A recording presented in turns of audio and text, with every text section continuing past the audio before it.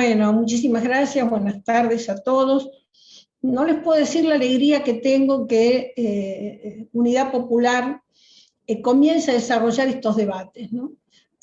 Son debates complejos, difíciles, es un tema a construir.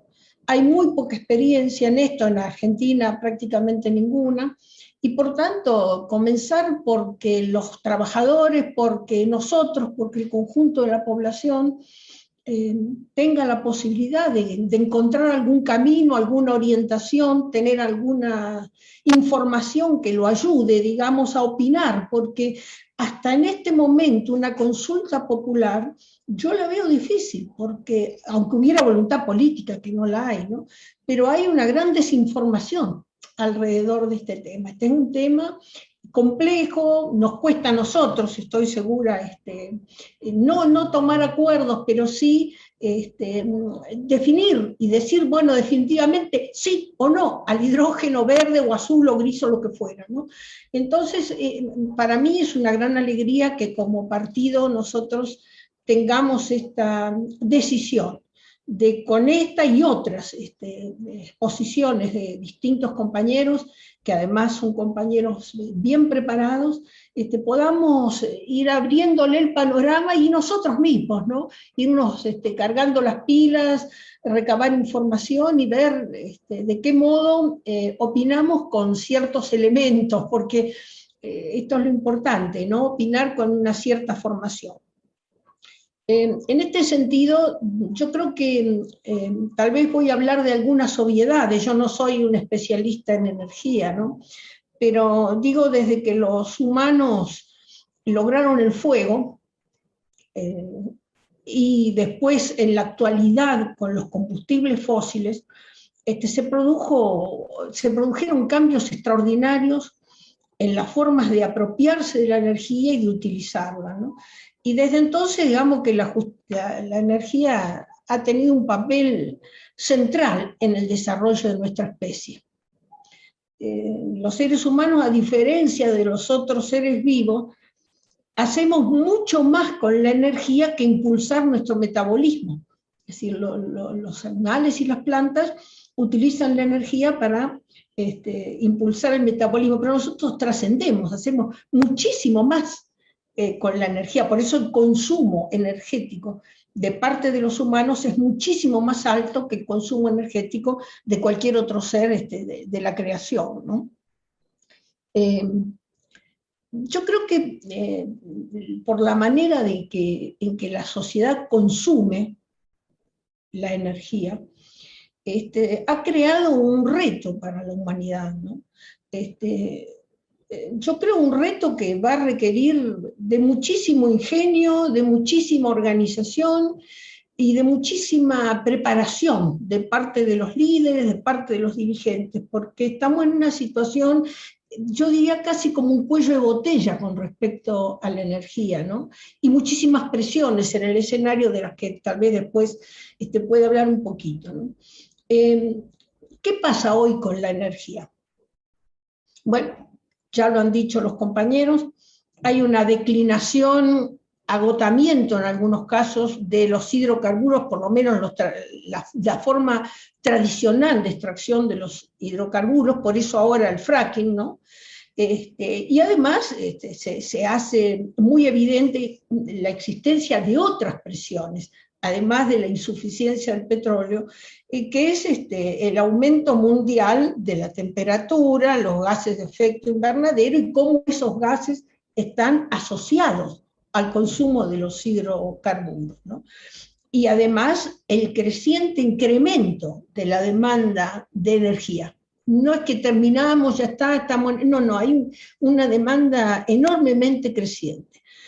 Tanto que a nivel mundial hay una agenda que anda muy mal, que fracasa, la última, la COP26, es una demostración de lo mal que anda esa agenda internacional, pero en esa agenda, digamos, la Agencia Internacional de Energía sigue presionando cada vez más por la necesidad de encontrar alternativas a los combustibles fósiles, ¿no? Y los países han ido tomando algunos compromisos.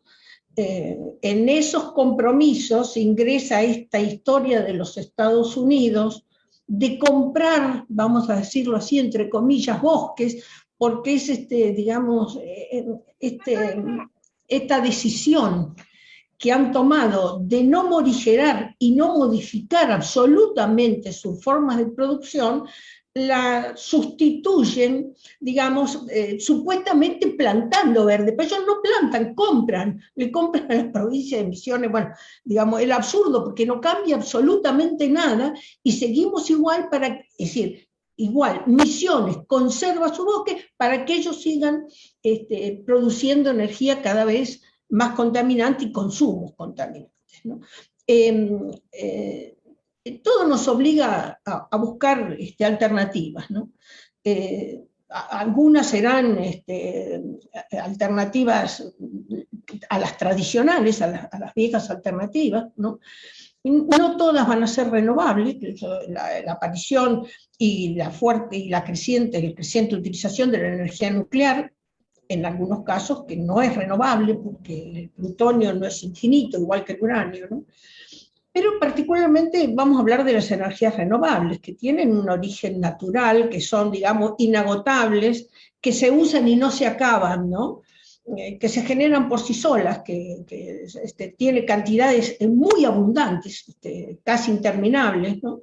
Que lo que hay que hacer con esas energías es captarlas, acumularlas, encontrar formas de trasladarlas, pero no en la producción, la materia prima de la producción la tenemos ahí, ¿no? Y ahí está la energía eólica, la energía solar, la geotérmica, la mareomotriz, la energía hidráulica, la biomasa inclusive, ¿no? Tenemos una gran cantidad con muchísimas transformaciones y demás. Todas, absolutamente todas, tienen etapas de contaminación.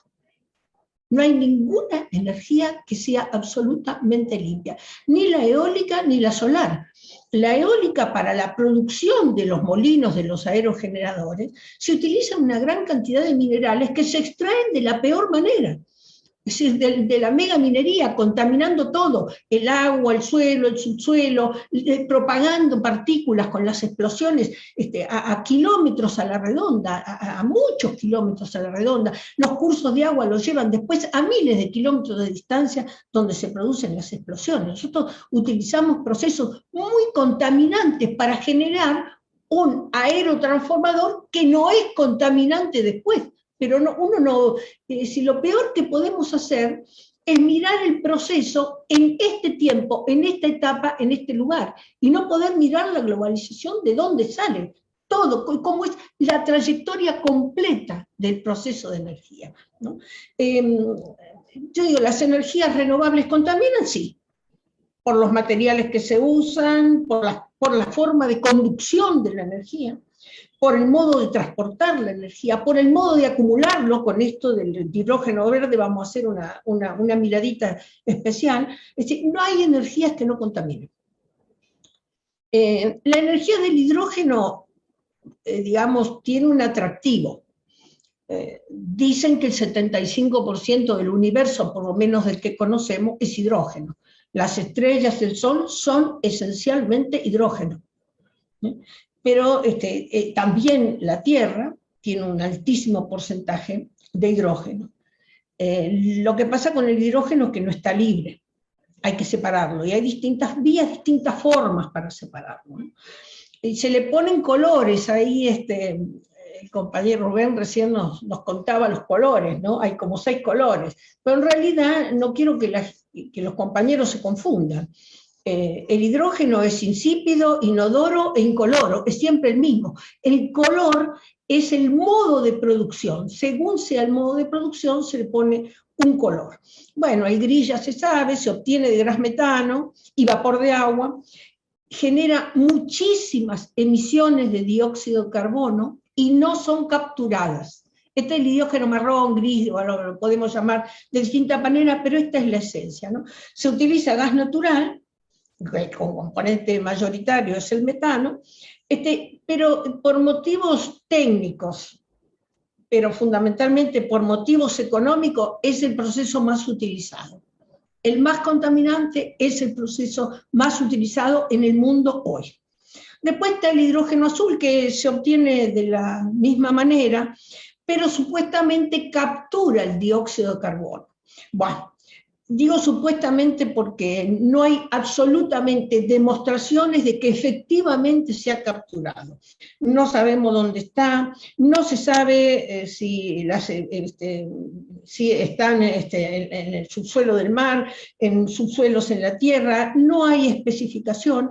Tampoco es cierto que ese depósito del dióxido de carbono sea eterno. No se sabe, no digo que no lo sea, digo que no se sabe, que no hay experiencias concretas respecto de que ese entierro sea eterno, ¿no? En general, digamos, incluso ahí, con el hidrógeno azul, hay una gran liberación de metano fugitivo.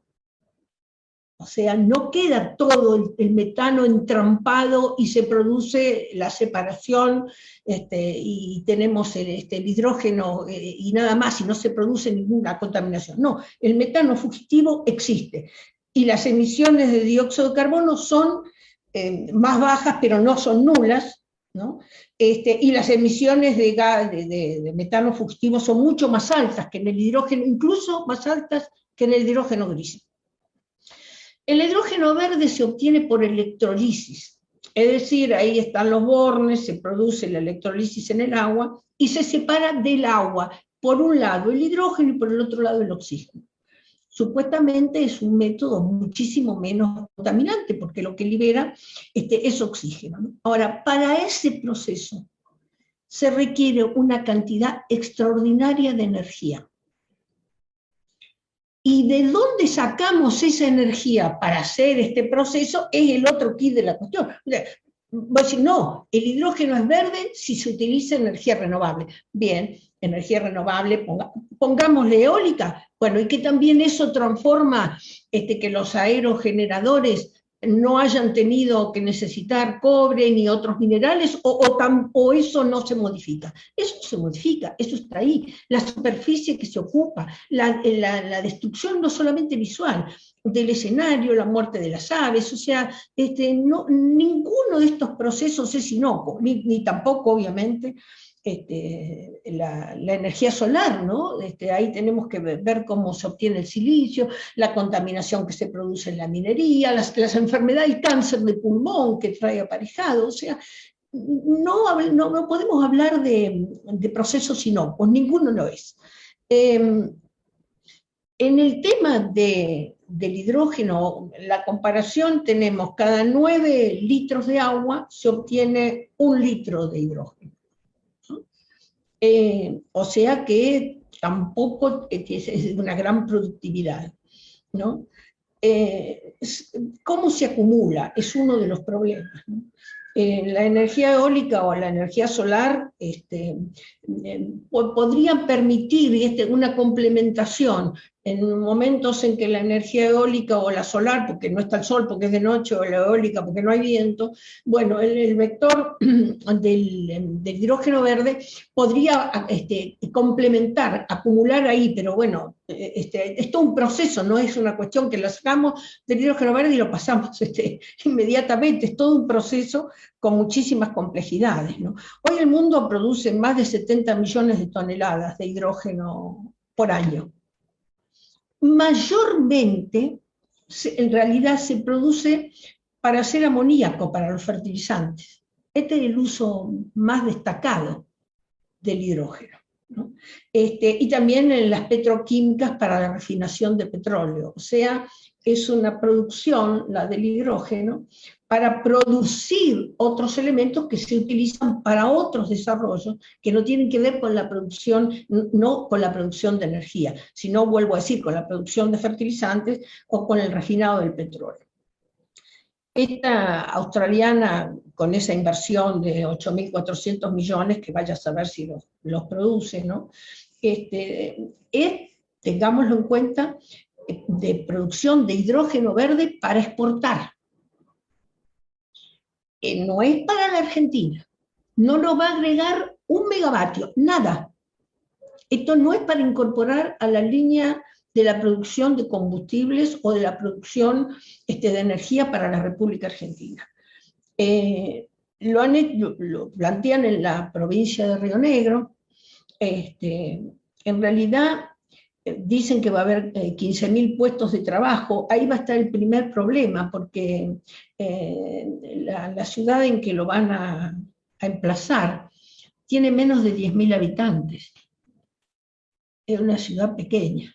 ¿De dónde van a sacar los 15.000 trabajadores? Bueno, tendrán que ser traídos de otro lugar, habrá que ver cómo se los aloja, ya me veo las carpas y la forma, o los containers, o las formas en que los trabajadores van a ir a parar allí, redoblando también las conflictividades en la localidad, porque una localidad que no tiene 10.000 habitantes, que le agrega ahora 15.000 trabajadores, es otro tipo de problemas que también van a venir aparejados con eso, ¿no?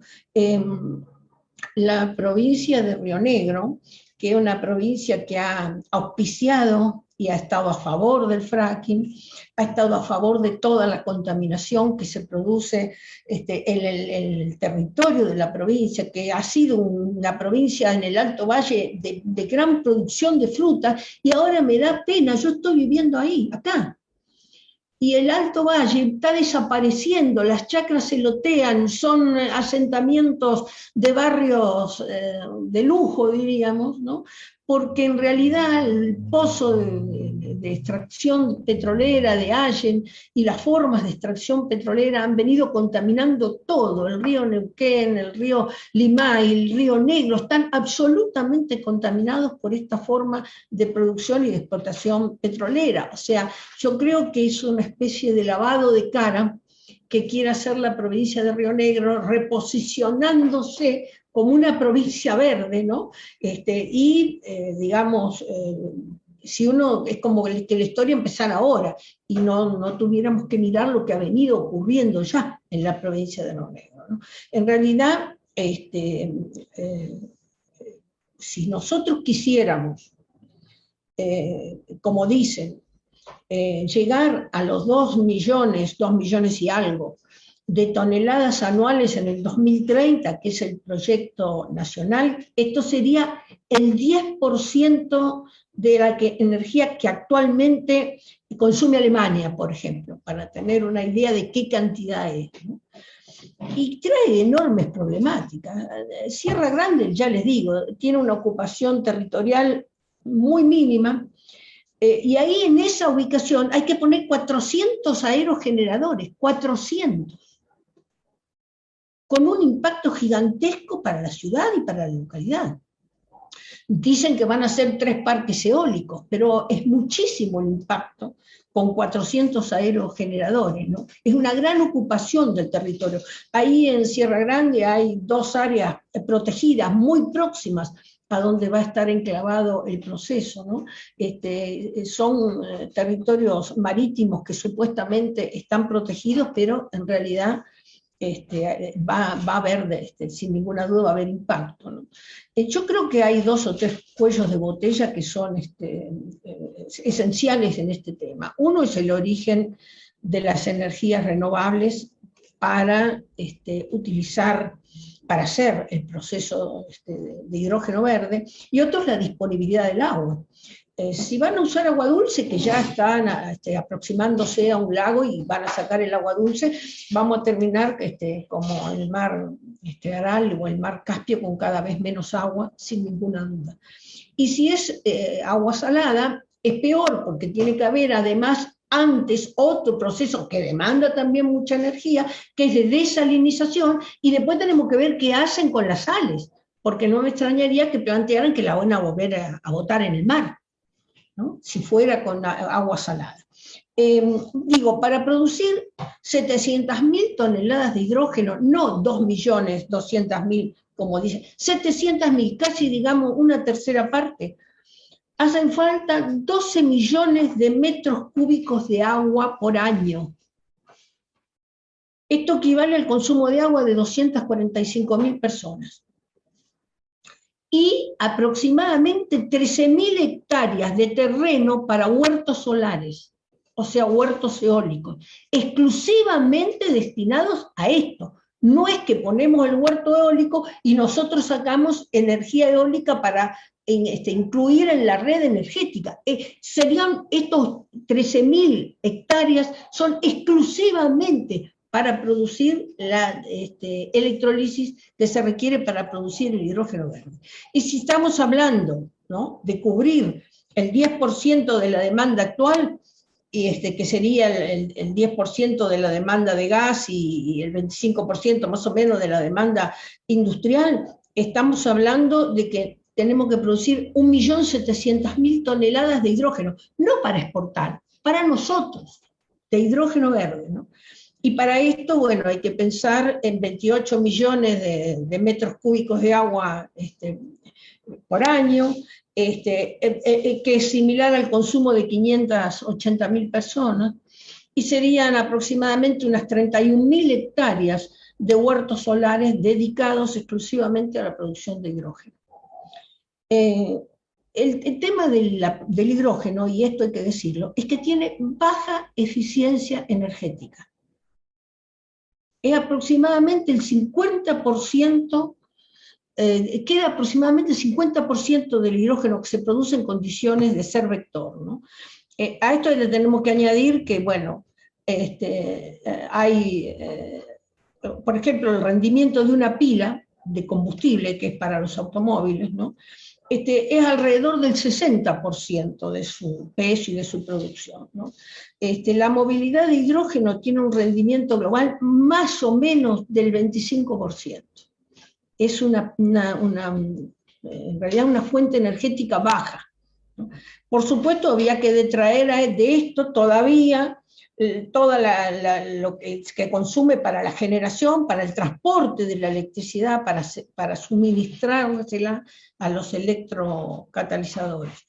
Yo creo que ahí hay que pensar en una instalación de plantas de energía renovable para poder generar hidrógeno al 2050, que tiene que multiplicar por 5 lo que se está pensando hoy. Es una barbaridad, digamos, ¿no?, por la ocupación del territorio y demás. Pero además el hidrógeno, ya lo mencionaron los compañeros, es peligroso, porque es altamente inflamable, muy inflamable. Transportarlo y almacenarlo de manera segura exige procesos costosos y de muchísimo cuidado, ¿no? Además de la energía que se gasta para separarlo, ¿no? En estado gaseoso, tiene una densidad energética mucho menor que el gas metano, que es el que consumimos en el domicilio. Y en estado líquido, para transformarlo en líquido, hay que someterlo a 253 grados bajo cero. Hay que generar ese tipo de frío. Usted piense en lo que consume una heladera, que estará en 2 o 3 grados bajo cero. 253 grados bajo cero, ¿no? Comparado después con cualquier otro combustible líquido, como el gas licuado, es 6 veces menos calórico que el gas licuado, y es 10 veces menos calórico que la nafta. Estoy hablando de un combustible de bajo impacto en la producción energética. Por supuesto, la idea es mezclarlo con el gas natural hasta un 20%, y si la mezcla es así, bueno, no habría que hacer grandes cambios en las redes de distribución, porque es una porción pequeña, ni en los aparatos domésticos, ni los calefactores, las cocinas, los calefones podrían seguirse usando así. Hay una revista, la revista Science, que dice que para producir electricidad, si se usara para producir electricidad, puede traer consecuencias ambientales muy severas. Y menciona 2 o 3 cuestiones, menciona más, yo tomé las que me parecieron más importantes. La primera es la fuga de hidrógeno. La segunda es la fuga de metano. Y la tercera son las emisiones de vapor de agua. Teniendo en cuenta que se produce más hidrógeno gris o hidrógeno azul que verde, que todavía no se produjo absolutamente nada, esto, por supuesto, dice la revista Science, que podría afectar no solamente el calentamiento global, sino también la capa de ozono. O sea que nosotros estamos en una producción que puede arriesgar otras funciones sistémicas digamos, del planeta y de la biosfera, ¿no? El costo de generación es muy alto, en todos los casos. Otro problema es almacenarlo. Para almacenarlo hay que almacenarlo a una presión extraordinaria, más o menos unas 740 veces de presión atmosférica, ¿no? La molécula de hidrógeno es muy chiquitita y tiende a fugarse de los depósitos. Por tanto, bueno, los depósitos y las tuberías tienen que ser revestidos, el material de revestimiento, así sean polímeros, también se fragiliza, se rompe. Es un producto inseguro y riesgoso para cualquier país, para nosotros absolutamente también, ¿no? Además, se ha demostrado que el hidrógeno fragiliza especialmente el acero de las conducciones y de las tuberías, ¿no? Así que esto es un adicional, digamos, ¿no? Un daño adicional. Tenemos que tener tuberías seguras. Entonces, digo, ¿por qué estamos discutiendo el tema del hidrógeno? Yo tengo que sincerar lo que pienso, ¿no? Para mí, este es un tema de presión enorme de las empresas que están dedicadas a la producción de hidrógeno, ¿no? Particularmente la de los automóviles, la Toyota, Hyundai, Honda, Kawasaki, Porsche, Airbus, y también una enorme presión de parte de las empresas que se dedican a producir aerogeneradores o turbinas eólicas. O sea, es para esto. Estas son las empresas, no que están interesadas en el hidrógeno verde, sino en la producción y en los insumos que esa producción van a demandar, ¿no? Y probablemente lo que quieren es por unos años, si se produce, es inyectarlo con el gas, poner ese 20% y olvidarse de todos los problemas de acumulación y demás, ¿no? Es una oportunidad para hacer negocios. Todo nuevo, todo creado, los conductores, las cañerías, los aerogeneradores, es una oportunidad para el negocio, no es una oportunidad para la Argentina, para el desarrollo de la Argentina. Sustantivamente, los grupos económicos lo toman como una oportunidad para hacer negocios, ¿no? Y hacen lobby, por supuesto, y hablando de transición energética, de energías verdes. Bill Gates, como si fuera un experto, digamos, en estos temas, ha dicho que era lo mejor que se podía hacer el hidrógeno verde para eliminar el efecto invernadero. A ese punto viene la presión internacional, ¿no? Yo creo que es promocionado como el combustible del futuro, así como hoy el gas es promocionado como el combustible de transición. Pero ojo, porque acá están incluyendo el hidrógeno azul. Parecía que no, pero la resolución presidencial, liberando de un tramo de los impuestos a la producción de hidrógeno, es para el hidrógeno azul y para el hidrógeno verde. No es solo para el hidrógeno verde. Así que seguramente están pensando que va a haber producción de hidrógeno azul.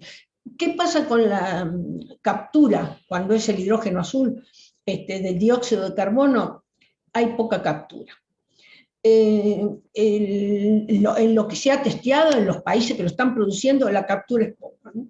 La huella de gases de efecto invernadero del hidrógeno azul es alta, es un 20% más que la quema del gas natural y un 60% más que la quema de gasoil.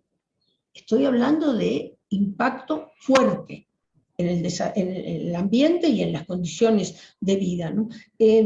Sin contar el almacenamiento, el transporte, etcétera, etcétera, sino solamente con el consumo del hidrógeno verde, ¿no? Se puede almacenar indefinidamente, dicen, no estamos seguros. No hay ninguna demostración de que se pueda almacenar indefinidamente. ¿Qué están haciendo los países en desarrollo? A ver si la podemos entender. Están pensando que el hidrógeno verde puede ser una buena solución, pero están pensando, como bien dijo Rubén, en producirlo fuera del territorio. ¿A dónde? En los países subdesarrollados, con acceso al agua, con pocas regulaciones y con permisos laxos de parte de los funcionarios políticos. Entonces, por ejemplo, Alemania ahora encara fuertemente en el Congo. Alemania fue la que hizo todos los estudios preliminares que se hicieron hace 4 o 5 años en Río Negro, los hizo todos Alemania. Una empresa alemana fue la que produjo todo el informe. Después, ahora le ganó de mano, diríamos, la empresa, esta empresa australiana, pero en realidad los estudios los había hecho todos Alemania, ¿no? Yo creo que esto es más extractivismo, lo tenemos que denominar como lo que es más agua y más energía para producir un combustible para exportar, para que los países desarrollados tengan la posibilidad de contaminar menos en sus territorios. Y para nosotros, más contaminación del territorio, más ductos, más ocupación de la tierra, más ocupación en las tierras que son próximas a los ríos, porque de ahí van a sacar el agua, ¿no? Más caminos. Todo esto que estoy nombrando, los ductos, la ocupación de la tierra, los caminos son otro modo de contaminar los ambientes en esta crisis en la que estamos viviendo. Hay un artículo que publicaron, redactado en varias universidades de Connecticut, donde dice que las incertidumbres relacionadas con la posible fuga es lo que más le preocupa, ¿no? Y es más, llegan a plantear que, bueno, si va a haber varios vehículos, por ejemplo, de hidrógeno en un estacionamiento, hay que tener muchísimo cuidado porque esa volatilidad puede generar un conflicto muy grande, tienen que ser espacios abiertos, o sea, bueno, hay toda una cantidad de recomendaciones, o sea que a la ciencia también le preocupa el hidrógeno, el almacenamiento, el uso, el consumo, etcétera, etcétera. Claro, la Unión Europea y los Estados Unidos picaron en punta, ¿no? Han comenzado a avanzar, vuelvo, Alemania en el Congo, Australia acá. Biden, el presidente de los Estados Unidos, prometió que va a haber hidrógeno verde en la próxima década, que lo van a producir allá. Para nosotros cumplir las metas del hidrógeno verde sería emplear las metas de los 2 millones de toneladas, tendríamos que tener un sistema energético más o menos 7 veces más grande que el que tenemos actualmente, para el 2050. 7 veces más de lo que tenemos actualmente. Y con una inversión de trillones de dólares, ¿no? Para la fabricación, para el transporte, para el almacenamiento del hidrógeno. Por su parte, en Europa, se prevé, ellos han previsto ya 18.000 millones de euros para el hidrógeno azul, o algo así, no para el hidrógeno verde, ¿no? Poniendo de manifiesto la imposibilidad de depender del hidrógeno verde, o sea que va a ser difícil, que no lo van a obtener, que no va a haber suficiente y que van a tener que producir hidrógeno azul, ¿no? Yo digo, ¿tenemos futuro los argentinos alrededor del hidrógeno verde? ¿Este es nuestro futuro? Creo que es como lo planteó recién Gustavo, ¿no? Que yo creo que no hay que tomar la producción de una fuente de energía autónoma del resto, como si fuera esa energía solo y no miramos todo lo que pasa a nuestro alrededor, ¿no? Ahí nosotros necesitamos analizar esa fuente de energía, las otras fuentes de energía, el contexto sociopolítico económico que vive el país, el consumo que efectivamente tiene el país, la distribución de la energía, que en la Argentina es muy injusta, que hay muchos que consumen mucho más de lo que necesitan y muchos que no tienen ni siquiera el mínimo de energía, una gran injusticia, no solo la injusticia social, incluye la injusticia energética. Hay que analizar cómo se va a distribuir, cuáles son los beneficios y cuáles son los beneficiarios, cuáles son los riesgos, ¿no? ¿Y cuál es el sistema productivo que vamos a alimentar con esa energía? Nosotros tenemos que discutir el sistema productivo en la República Argentina.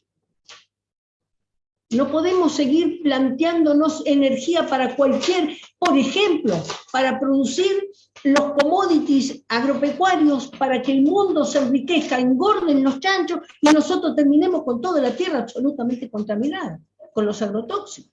Esta es una discusión que la Argentina no puede dejar de dar.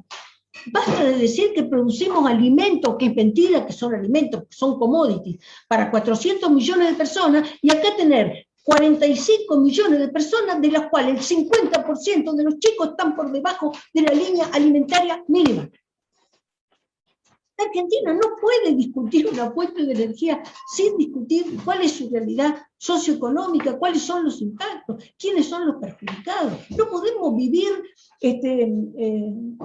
digamos, sobre la construcción teórica que realizan sobre las fuentes de energía, sobre la riqueza, los grupos económicos, que se sabe que vienen a extorsionar, ¿no? Yo creo que hay que pensar, sí, en un planteo de multienergía. Creo que yo no quiero que la Argentina sea el Congo de Alemania, lo digo. No quiero ser el Congo de Australia, ni de la Comunidad Europea, ni el Marruecos de España, porque España hace lo mismo en Marruecos, ¿no? Yo creo que no va a ser la panacea para nuestros problemas energéticos. Puede ser que favorezca más a otros que a nosotros, ¿no? Yo creo que hay que evitar, sobre todo, que se convierta en una nueva fuente de conflictos y de problemas para los argentinos. Tenemos muchos problemas. Antes de generarnos una nueva fuente de conflictos, creo que tenemos que reflexionar mucho más. A mí me parece que la política nacional tiene que reflexionar un poco más, ¿no?